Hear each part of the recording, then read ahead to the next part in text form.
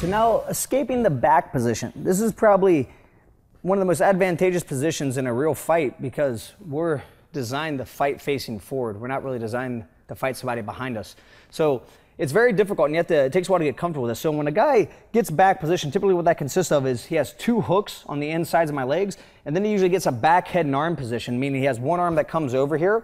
Yeah, and you'll typically make a fist here, Joe, let go here, a fist here, and you'll grab here, yeah. And the guy keeps me nice and tight, and he's like a backpack here. So wherever I go, he'll start trying to come up, and he'll maybe grab my shoulder, say let go there, Joe, if I sit here too long, and he'll start going for a chokehold.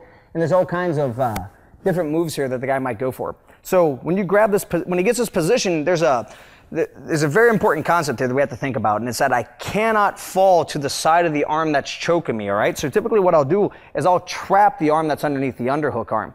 So in this position, I want to fall away from this, and I want to put my left shoulder on the ground over here.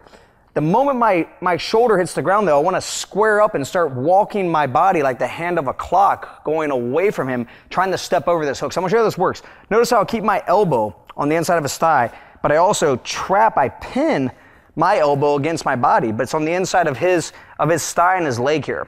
So as I fall and he's hanging on to his grip here, I also maintain my grip here because I don't want him to choke me with this arm. So I'll hold here, grab here, I fall to my side, driving all my weight on my shoulder. I try to step over here.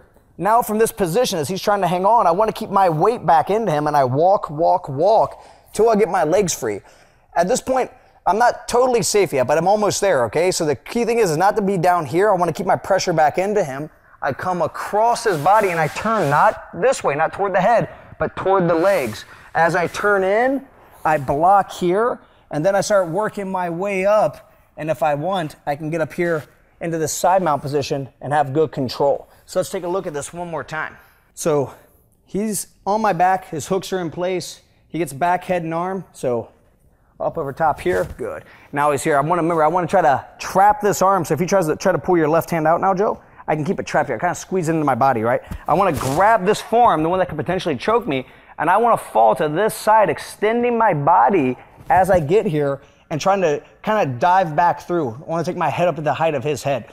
And now from here, I want to walk over his leg as I'm walking all my weight over here. I keep all my weight back on Joe's chest, and I start driving up into him. All my weight's on Joe. I turn in toward his legs. Hang on to your grip there, Joe. Hang on tight. I'll turn in here. Eventually, that's going to let his grip go. And then if I want, I can walk around here if he manages to hang on there. And I hold him in a nice tight side mount position with his arm trapped. So as I come around here, he's on that back, head, and arm position.